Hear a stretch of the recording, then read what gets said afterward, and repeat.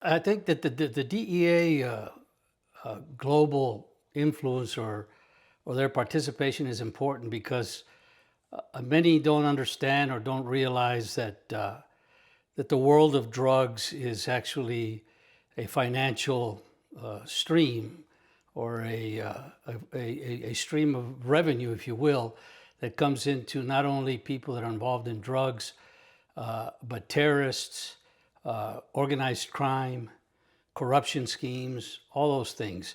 So these individuals are involved in this activity to be able to facilitate their logistical, their infrastructure, and their payments that they have to do. So it paints then a global picture of what it is and how it's impacted.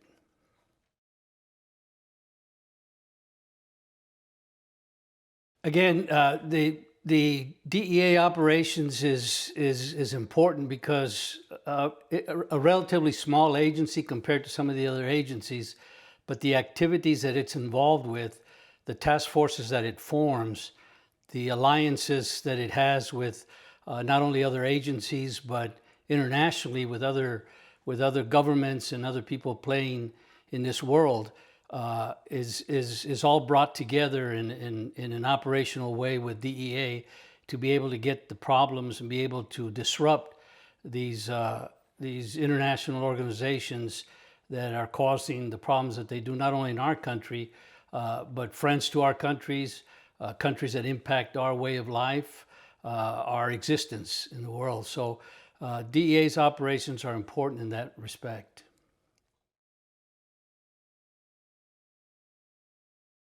The DEA's recognition of Mexican cartels is probably something that developed over a long period of time. There was many activities that were ongoing along the border with DEA, but in terms of understanding what the cartels were, what became the cartels, I think DEA early on was heavily involved in the Colombian problem, if you will. And many looked at Mexico as a trampoline country. If we go back in time and look at some of the news coverage or even some of the reporting within our own agency, within DEA, they looked to Mexico as being a trampoline country where drugs were just bouncing from Colombia and into Mexico and then into the United States. In reality, Mexico and Mexico organized crime components have been in existence since the 60s. And these individuals eventually became the cartels that we know today. There was only a few of them at the time. There was cartels that were considered to be on the Pacific side and on the Gulf side. And so these individuals later became the scourge that they are today. In fact, up into, the early 80s, we were referring to them within DEA as the Guadalajara cartel when Special Agent Kiki Camarena was kidnapped and murdered in 1985. So it was a slow evolution, if you will, in trying to understand what these individuals were doing, how they were doing it, and what the impact was going to be to the United States and to the global presentation, if you will, of drug trafficking.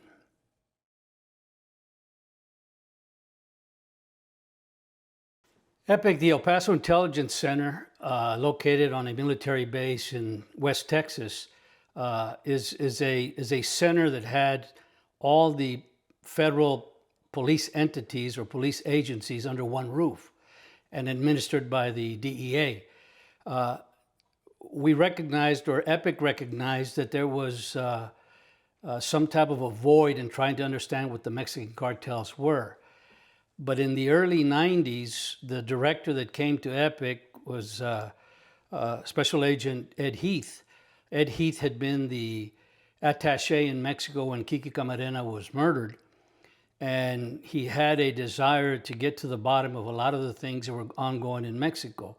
He recognized, like many analysts at EPIC, that there was little or no reporting in great detail of how these organizations operated and how these organizations were running around Mexico and threatening not only the lives of our special agents, but lives of innocent people as well along the border and into the United States.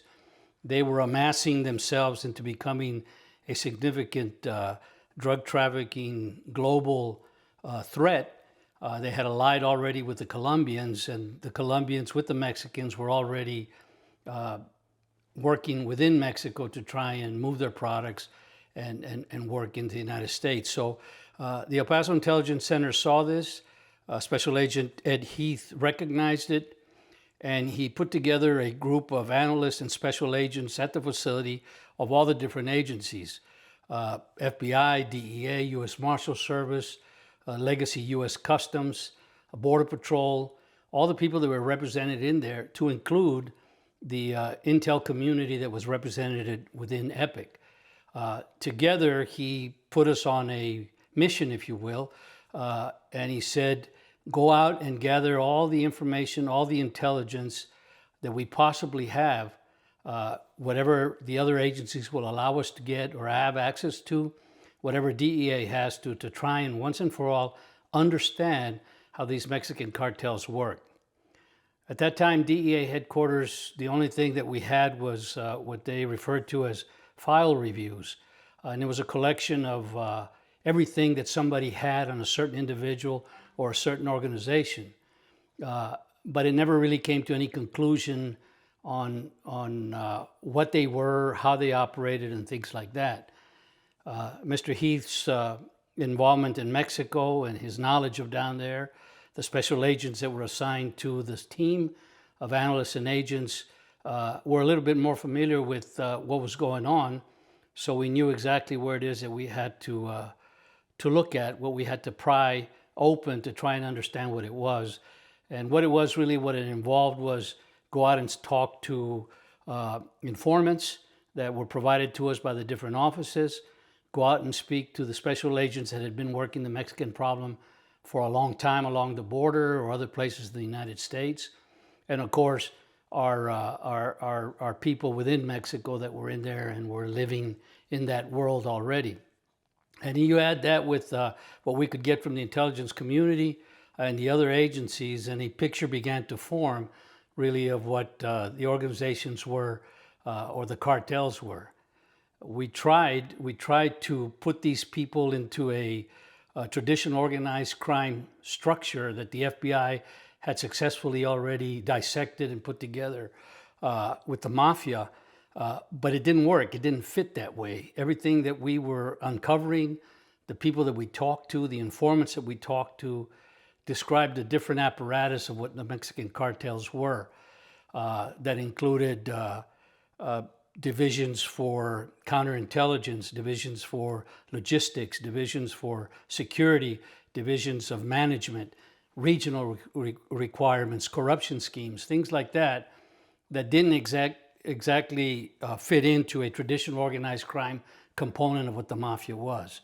So that was really our challenge, to try and break that down and present it to DEA and see if that was going to be able to give us the intelligence where we could be able to attack some of these groups in a different way.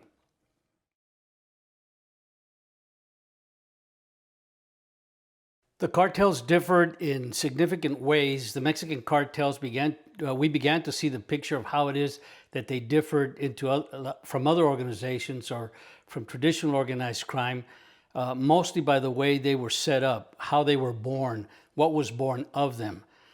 Everybody was referring to these people as different cartels at the time: a Tijuana cartel, a Juarez cartel, a Gulf cartel, a Guadalajara cartel. In reality, they were all one.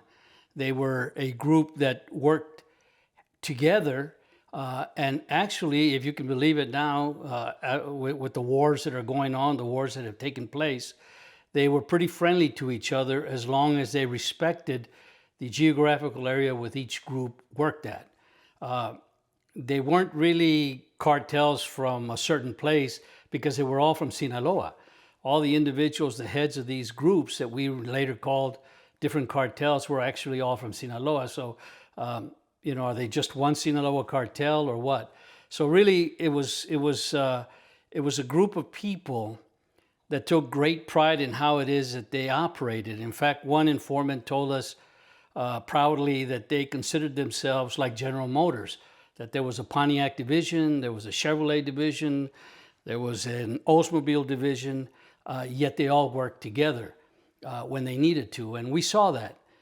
If there was operational interdiction efforts along the U.S. border, let's say in the Arizona corridor, they felt comfortable to call Juarez and say, can we move some of the product across the Juarez cartel's geographical area? And as long as all the dots were dotted properly, and that was the payments that had to be made for the corruption schemes that existed in that area, they were relatively in peace. The fragments became later as they became greedy, as most organizations do, but they differed completely different from what we knew as organized crime, because they had family structures, they had geographical structures, they had specific responsible structures and things like that. So there was a significant difference in what we understood Colombian cartels to be, and obviously what the mafia or the mob was in the United States.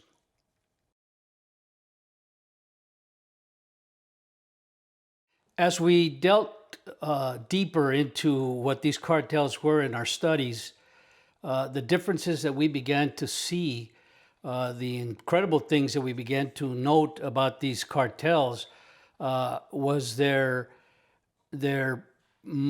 stronger international presence and really what they considered to be cartels. We found out early on that a cartel in Mexico was a cartel only if they had certain components. And those components were, you had to have an arrival point, be it the Pacific area, the Eastern Pacific area, the Gulf area, even the desert areas in Mexico early on by aircraft. But you had to have some type of an arrival point in Mexico. You had to have a national presence in Mexico. It wasn't enough that you were just in Tijuana or you were just in Sonora or Sinaloa or some of the other states throughout Mexico. You had to have a national presence. And that national presence was your alliance with some of the other cartels that existed. You had to have an international presence. You had to be able to broker the cocaine that was coming into Mexico. So that means you had to have contacts in Colombia, in Peru, in Bolivia, in Central America. You had to have that. And most important, you had to have access to the US border. If you were missing any of those components, you were just a support group. You were a gang. You were an organization that was helping out a cartel. A cartel, as they saw it, had to have all these components to be able to be the cartel that they were, to count on each other to be able to advance what it is that they were advancing. Without them, it wasn't going to work.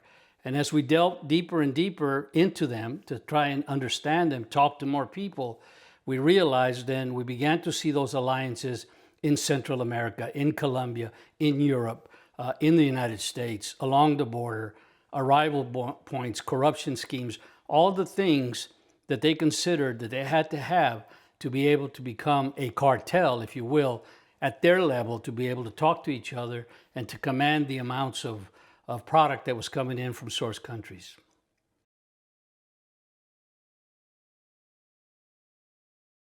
My memories of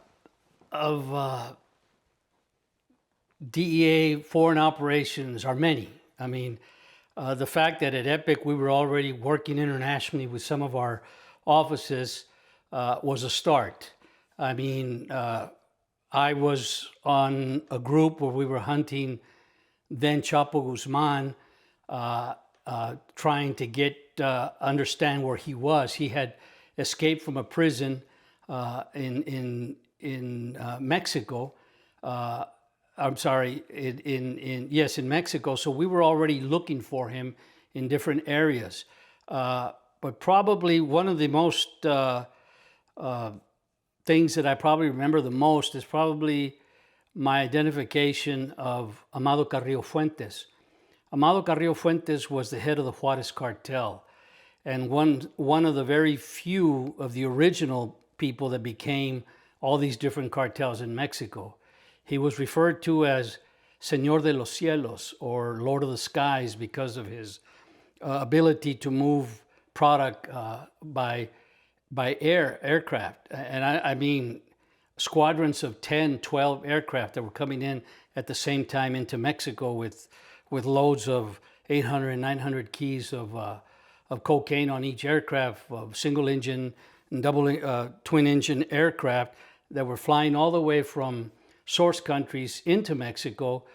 These airplanes had bladders for fuel where they didn't even have to stop. So he was head of a lot of that was going on. But Amado Carrillo Fuentes was probably destined to become the head of what we know today as the Sinaloa cartel. And then one time, or as it occurred in July of 1997, in fact, on July the 4th, 1997, all of us, by this time I was already in Mexico City, we were at the ambassador's residence celebrating the 4th of July, when one of our special agents received a call from an informant that there was word out that Amado Carrillo Fuentes had passed away or had died in a hospital in Mexico City in a botched up plastic surgery operation. Immediately, most of us from the DEA office left and went to the embassy to try and gather as much information and intelligence, and if this was possible. Amado Carrillo Fuentes was the menace that later became, that Chapo became. Everybody in DEA was looking for him. Everybody was collecting globally, other agencies, intelligence community, etc. When we went through the whole process, and make a long story short, Amado Carrillo Fuentes' body was being flown to the state of Sinaloa. We were able to reach out to our office in Mazatlan, and Mazatlan was at the airport with the Mexican military. When the cadaver arrived, the military took custody of the body and sent it back to Mexico City.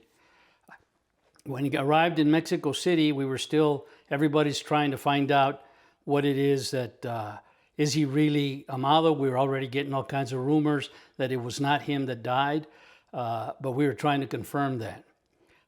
Mexico allowed us to go look at the body. It had already, because of the surgery and the time that had passed since he had passed away, was beginning to take kind of an eerie look to it. So you really couldn't recognize that it was Amado. But one of our FBI agents that was assigned to the DEA office at the time was invited to go view the body. I had previous training in fingerprints. I worked for 3 years with the FBI as a fingerprint technician in their identification division.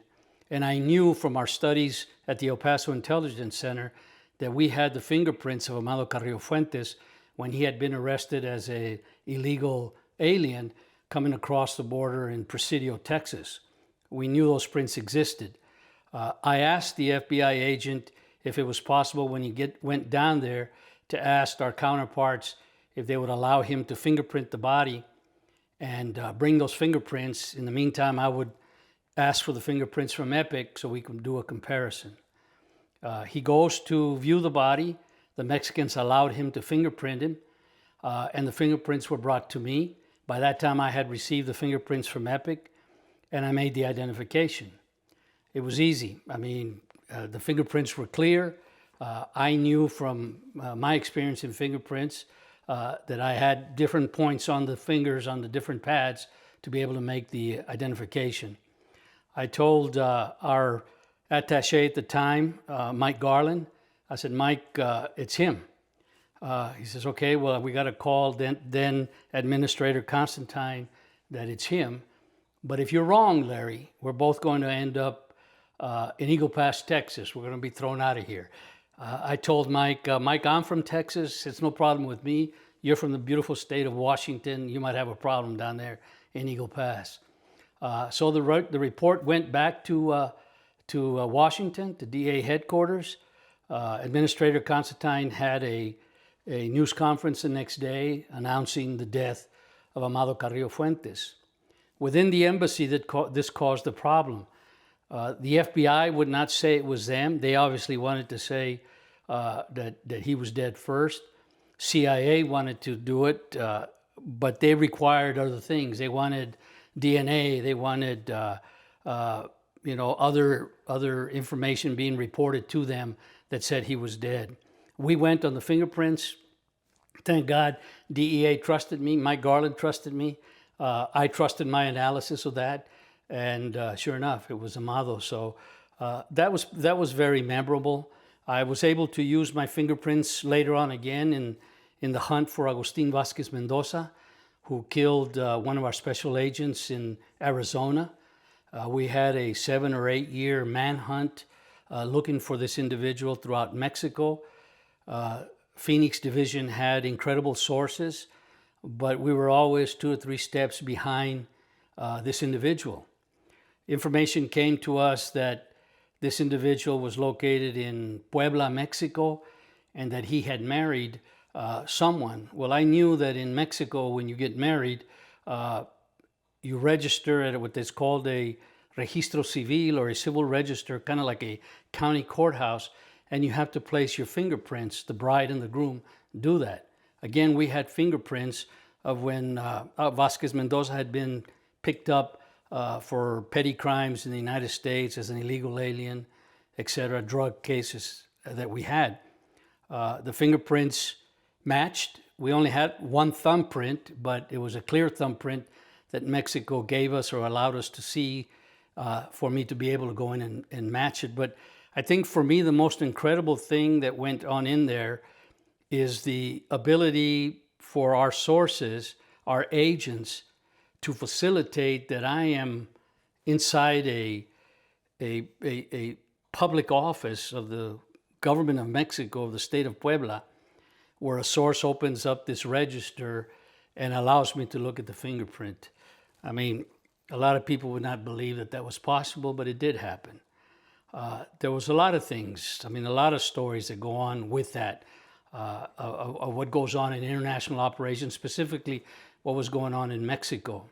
The time that one of our special agents in the search for Vasquez Mendoza actually lands an aircraft, the DEA aircraft, in a little town in Michoacan, because the air traffic controller could not speak English and our pilot did not speak Spanish.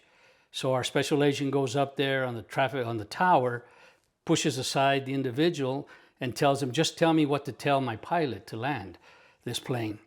These are the things that stand in my mind, that you do what you have to do in a foreign environment that we don't have the luxury of many agents. We don't have the luxury of many analysts.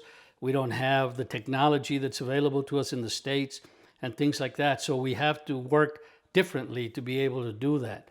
And as I matured within the agency, as I became a supervisor, for me, I would take any foreign-based agent, any foreign-based analyst with experience in a foreign environment to come work for me, because they did things a little bit differently than people who had never gone into a foreign environment, especially into a country where so little was available to them. It was just that was a little bit better. And I think that those things stand out more than anything else to me, is that we do so much in a foreign environment with so little. So it takes the ability of the special agent or the analyst, the liaison that they have to establish, to be able to strengthen that, to be able to do it better, I think, and get results as a result of that.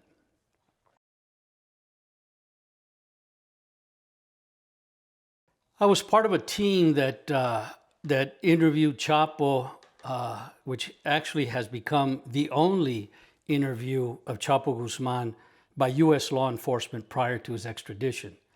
It's the only one that exists.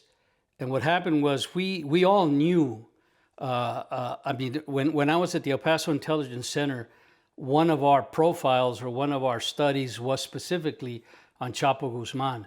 So I had an incredible knowledge of him. I knew his family. I knew his ties.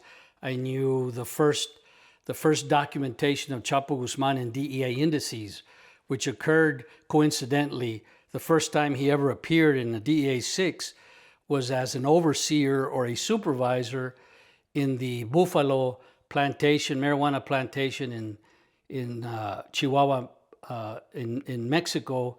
Buffalo plantation is what led to Kiki Camarena's abduction and murder.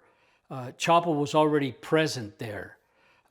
Chapo was a blue blood, if you will. He was related to the founder of all this mess, Pedro Avilés Perez. They were related. So even as a young man, he was already in a supervisory position. So we knew who Chapo was. His name was rising to the top as somebody significant with the Sinaloa cartel. And we're sitting at the embassy. I was sitting with my office mate, Special Agent Joe Bond, and he had to have been, that day he was the agent on call at the embassy when somebody appears downstairs with the Marines and says that he wants to talk to DEA, that he has a message from Chapo Guzman. So we get a call from the Marines and say there's somebody down here who wants to talk to DEA. He said he has a message from Chapo Guzman. So obviously we want to talk to him, see what this is about. We go downstairs at the embassy. We meet with the source. And as soon as the source introduces himself to me, I knew exactly who he was. So it was somebody that I knew was close to Chapo. And he says to us, Chapo wants to speak to DEA. And my answer to him was, what does Chapo want with DEA? He says, well, he's got information on the Arellano Félix organization. This is the Tijuana cartel, who's at war with the Sinaloa cartel during this period. He's got information on them, and he wants to give it to DEA. My immediate response to the source was, Chapo Guzman is Chapo Guzman. Why doesn't he do the world a favor, do DEA in Mexico a favor, and take care of the Arellano Félix brothers himself instead of wanting DEA to do it? Well, he's in prison, obviously, and he can't talk, freely. And he's concerned with his family, that they might murder them, etc. So we said, okay, so give us the information. He says, look, I go every Wednesday, the source says, and I talk to Chapo in prison, face to face. Chapo doesn't trust telephones. He doesn't trust anything. We knew that. So every Wednesday, he would get a bus from the state of Nayarit, travel to Guadalajara, the state of Jalisco, to go see Chapo and visit him to bring messages out. And this was every Wednesday. So every Thursday or Friday, when this guy came back, we would debrief him and we'd talk to him. And the information he was passing to us was current. It was good. And now the only thing left was, if Chapo wants to talk to us, how do we do this? Who do we approach? Obviously, we go to our attaché. At the time was already Tony Placido. And we say, this is what's going on. Well, we can't do it by ourselves. Unilaterally, we got to go with the Mexicans. And so we contact our vetted unit, the management within the vetted unit, and we ask them if this is even possible. They take it up their chain and they say, yeah, it's possible. You just got to take, one of the vetted guys with you. So the plan is hatched. Mexico is going to give myself and Special Agent Joban the cover of being social workers that are doing a study in prisons, Mexican prisons, of high-value prisoners or top-tier prisoners, and to ensure that if you can believe this, that their human rights are being protected in prison. And that was what we were going to do, or that's what we were going to be. So the Mexicans are already agreeing that they'll allow us to go. Now we have to get DEA and Department of Justice to agree as well. Well, when we throw that up to Washington, you can imagine what that was like. It was like, we never would believe that it was going to be harder for the U.S. government to allow us to go talk to Chapo than the Mexicans. But it was. At that time, Chapo was under indictment in 7 or 8 jurisdictions. The Department of Justice thought that somehow Joe and I and and the Mexican attorney that went with us, prosecutor, were going to damage the case, even though we told them we're going to listen to Chapo, see what he wants, what does he want to give us. They were concerned about it. The Attorney General in Mexico approved it. We only needed the Attorney General in the United States and Department of Justice to approve us to be able to go. The approval came. And Joe and I and Prosecutor Pepe Patiño went on a DEA aircraft to Guadalajara. We entered the prison. We presented our credentials of being social workers, and we went to go talk to the warden. The warden took us in his office. He was a little suspicious. He kind of looked at us and said, yeah, we were notified that you guys were going to come here, but I'm not so sure that this is on the up and up. Pepe Patiño, the prosecutor, said, look, this is a direct order and permission from the Attorney General of Mexico. If you want me to put the Attorney General of Mexico on the telephone to tell you, to instruct you that this is valid, I'll do that. But if I have to interrupt him and he's in a meeting, it's on you. He's going to be upset. The warden says, no, I got it. It's okay. You guys want to go into the clinic side? We said, yeah, take us into the clinic area. We had already told the source that if we ever went to go see Chapo, obviously we never told the source when we were going to go, but that if we ever went to see Chapo, we would introduce ourselves a certain way that he would know we were DEA. And that way was a cryptid way of introducing ourselves by certain names and certain things to say to Chapo that so he would understand we were from DEA. So we get in there, they bring Chapo in, we introduce ourselves the way we said we were going to introduce ourselves, and Chapo just stares at us. He's pale as a ghost. And he says, all of you are DEA? And we say, no, just two of us. One's a Mexican prosecutor. Chapo drops to the ground like to do a push-up. He looks under the door to ensure that nobody is standing there listening. And he sits down and he begins to talk to us. And he's babbling. He's been in prison at this time, maybe, I don't know, he's been in there 5 years. And he's talking and just going off and babbling and talking about his kids, and he can't see his kids, blah, blah, blah. We listen to him for a little while, then we stop him. What do you want, Chapo? And up front, he's told, there's no deals from the U.S. government. You know, you're doing 25 years for your part in the murder of the Catholic cardinal that was killed at the airport shootout between the Tijuana cartel and Chapo a few years back. You're doing 25 years. And Mexico has said, you're going to be turned over to the U.S. after those 25 years, and we're going to put you in jail for the rest of your life. So what is it that you want to give us? We're not going to cut any deals with you. You're not going to get any deals. So he just says, you know, I can't do business I can't see my family. I have nobody to be able to send to take care of these guys in Tijuana because all those people that were working for me and now are working for them. So he was upset that he had lost his organization, and he wanted the Arianos arrested for what he thought was the real reason that the cardinal was killed at that airport on that day that he was in prison for. Chapo had been the intended target of that assassination, and the guys that tried to kill him were running around free, and Chapo's in prison. So he was upset. And so we just talked. We talked for maybe 2-3 hours. As an analyst and my studies of Chapo and my studies of the Mexican cartels and what I knew about it, I wanted to confirm certain things that we had uncovered from years before that we looked at with all these people.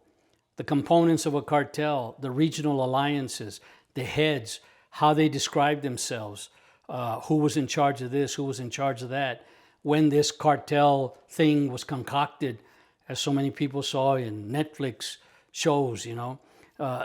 These are the things that I wanted to confirm, and he confirmed most of them. And we talked about possibly some more visits and other things, and he was going to give us the information that he had people that were going to tell us where the Arianos were sleeping, and we could go ahead and take care of them that way. We left the prison. I wrote the DEA 6.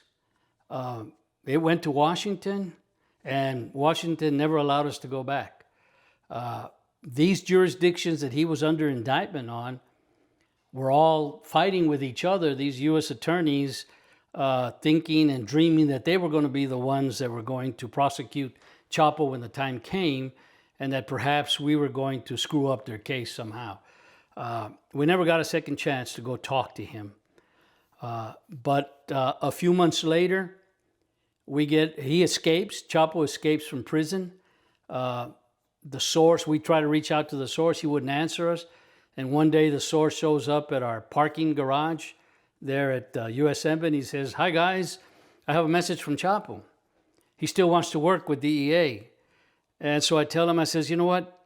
It's changed a little bit. He's a DEA fugitive, and he's also a fugitive in Mexico. And we could get in trouble if we go out and talk to him. I mean, it's not the same as when he was in prison."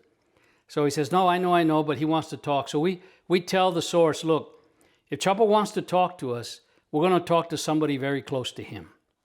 We're not going to talk to you anymore. He sends us somebody." So he says, "Okay, I'll take the message." Maybe a month goes by, 2 months go by, and we get a call from Chapo's favorite ex-wife. He had several wives, several women, but this one was somebody that he trusted a lot. And she calls us and she says to us, "Chapo is going to send you his brother Arturo to meet with you." And I knew who Arturo was. He was the money launderer for Chapo. He was an accountant. He's a little guy, a bookkeeper, an accountant, and somebody significant for Chapo to send somebody like that to talk to us. The meeting was set up again. This time the meeting was set up to be at a hotel there in Mexico City. I was not at that meeting. 2 special agents who were wired and 2 Mexicans were there. And you'll find this interesting. The 2 Mexicans that went there as supposedly bodyguards to our agents. But in reality, one of those people that were there in the room as an individual bodyguard to our agents happened to be Genaro Garcia Luna and his lieutenant. Unknown to us, when Arturo left the hotel, they arrested him and grabbed him, and he was later killed in prison a few months later. So, I mean, that did what we never spoke again to Chapo. The source did tell us that the Ariano Félix brother, or Benjamín Ariano Félix, was in Puebla, and that perhaps he'd be able to give us some information as to where we could find him and arrest him. And sure enough, later on, the Mexicans arrested him in Puebla, Mexico. So we were on the right track. We just never got to that level anymore to be able to talk to them. So that whole meeting, that whole event with Chapo was incredible to me. I did not know that at that time, obviously, that Chapo would ever be arrested, that he would ever be taken alive, or that he would ever be found. As it turns out, he was on the run for many years later before he was arrested and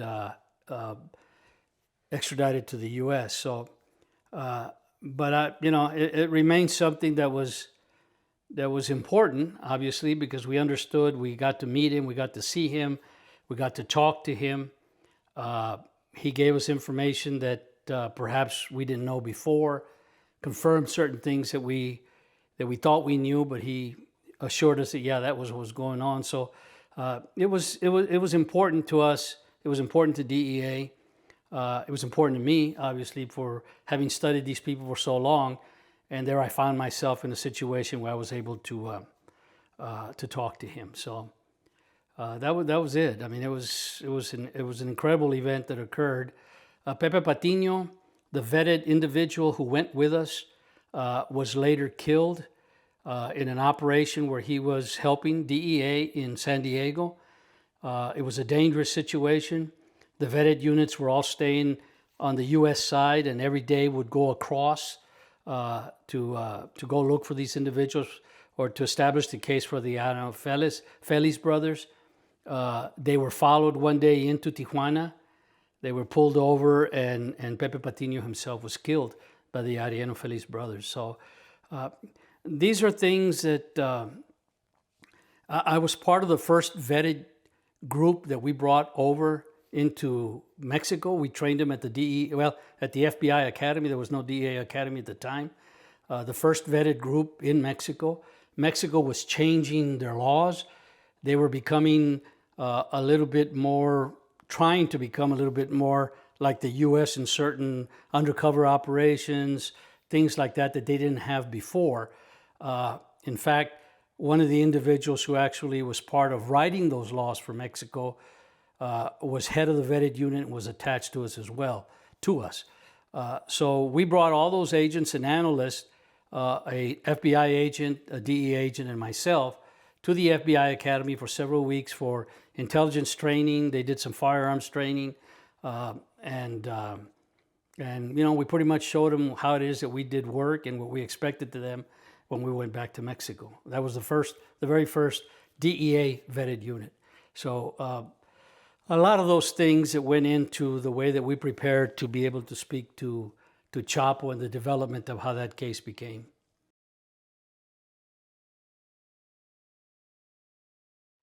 Yes, we were.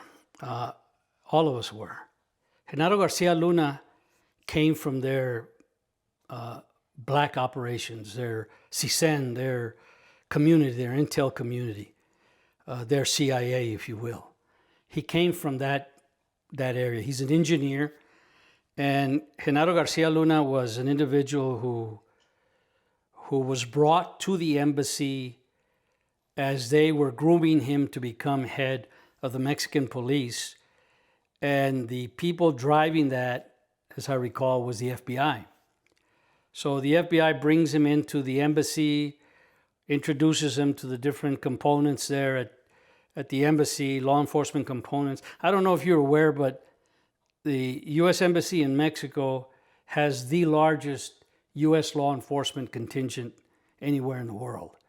I mean, everybody's there. Marshal Service, Customs, Border Patrol, you name it, and in pretty good numbers. So they were the ones that were, I guess, the brokers, if you will, for Genaro into bringing him in and saying, they're talking about appointing this guy as head of the Mexican police. We vetted, we didn't have anything, obviously different agencies. Genaro rises to the level of, when he left government, he was at the level of, I guess, for lack of a better word, secretary of their Homeland Security. He was at a cabinet level position already. So he was close to us. He was friendly to us. Genaro Garcia Luna went to my going away in Mexico. He gave me a plaque that I still have. Took pictures with us, with many of us. He was a friend to DEA. So to say we were shocked and disappointed, it was incredible. We didn't think. In fact, Genaro Garcia Luna had this saying all the time. Tony Placido used to quote him all the time, that Genaro Garcia Luna said, "I understand that there's a lot of corruption in Mexico, but the people that do not want this corruption, the people that are working close to the U.S. to eliminate this, is a little island. It's a small island that we're on, and the rest of us around is what's corrupted." And he always used to say that to us. Did we do good work? Yeah, we did good work with him. Did we suspect things? We always suspect things in Mexico. We operate that way. I know that when I started to go to Mexico, there was all this rumbling from U.S.-based DEA that you guys are going to get the virus when you go to Mexico. You're going to trust counterparts over there when you shouldn't trust them. The reality is that you have to have a degree of trust, and you have to be able to work with some of these people and understand who they are, what damages can happen, and that I think that our personnel were pretty good at assessing that. Did we have issues? Yeah, we had issues all the time. And I think that that's why when Tony Placido was our attaché, he understood that more than anybody else. Our daily meetings were incredible. And he would bring out cases from the U.S. that says Des Moines needs help, L.A. needs help, San Diego needs help with this particular case. And as managers, we sat down and we looked at it and realized, well, nothing's going to go down if we give this information to the Mexicans, or this is a risk if we pass this information over. So there was plenty of vetting that was going on by the U.S. component of DEA in Mexico City that I think was valid. Did we miss on Genaro Garcia? Yeah, we sure did. But so did everybody else. I mean, so did the entire U.S. government, intelligence community, and everybody else early on. I'm sure as it became closer to his arrest, and I mean, there was already, talk and things that he was dirty, and it fell apart for him and for us of what he might know about us. So sad, but yeah, we were disappointed.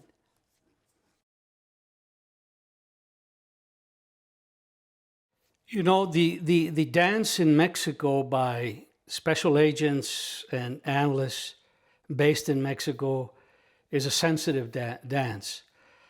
Mexico is like no other place in having to work with DEA and some of the things that we do in there. As most of us used to say, if you want to hunt elephants, you got to go to elephant country. And elephant country was in Mexico. This is where the big traffickers were. And we were a few people. We were only a few agents. We were only a few analysts. They were capped by the Mexican government.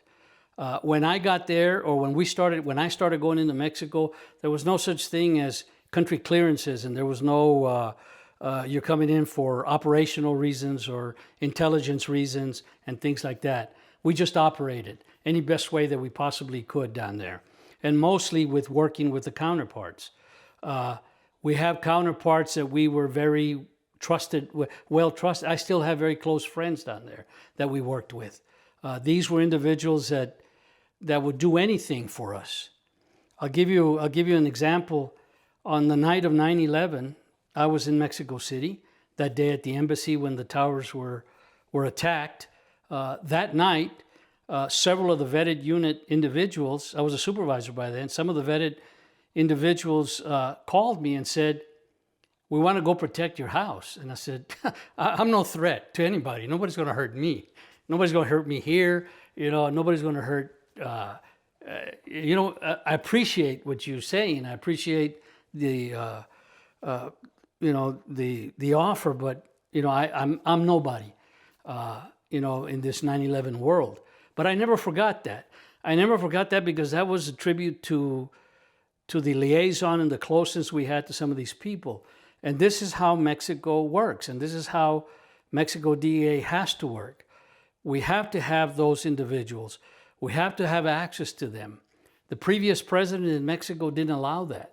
He cut off any liaison between DEA and our special agents.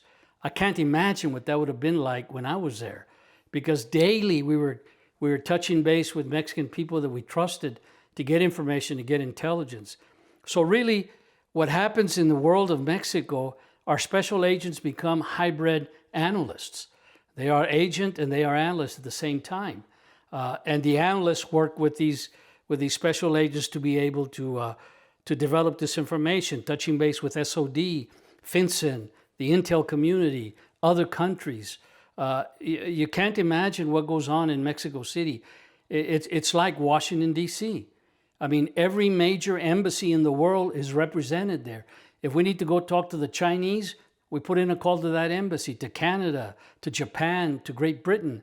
The UK's embassy was close to our embassy at the time. So, I mean, they're all there. And if we need to interact with them, then we go see them. We make appointments to see them. But we work in a way that you can't work any other place because we're limited. We're limited there on what we can do. We're limited there who we can talk to. We understand the threat that exists there. The threat has existed in the past, the killing of our agents, the kidnapping of our agents in the past. All these things are on the back of our minds when we work in Mexico, and in the minds of our supervisors that direct us in Mexico to ensure our safety when we're working there and how it is that we're going to work, which I can't say enough of. But again, I think that the key is that our special agent personnel that work in the Mexico theater are hybrid agent analysts, and they do a hell of a job in trying to be able to get at some of this information and make these cases work around the world and for DEA. So I think in that respect, it's very different than having to work in let's say Canada, or having to work in some smaller country in Central America, which was also our responsibility as intelligence chief in Mexico, also my responsibility of our office that were in there on the intelligence process. So we were aware of what's going on, because that whole area that connects Panama and Nicaragua and Costa Rica and Guatemala and everything else in Central America, El Salvador, Honduras is all part of what spills into Mexico and what goes in there. And now you add gangs and MS-13 and Calle 18 and the illegal aliens, and you got a wreck down there, working with these cartels. So it's important, and it's important that DEA down there has a footprint, that DEA works down there. I will tell you that after an event that we had that caused our agents to be removed from Mazatlan, all our agent personnel, because of threats, the ambassador and the State Department wanted to close the Mazatlan office. I don't know how much you all know about Mazatlan at the time, but Mazatlan was nothing it was just DEA in Mazatlan. Everybody had abandoned what was then the consulate in Mazatlan, and it was a DEA office. So there was no presence there except DEA. Well, State Department and DEA headquarters wanted everybody out of Mazatlan. Tony Placido jumped in and said, you can't do that. You can't do that.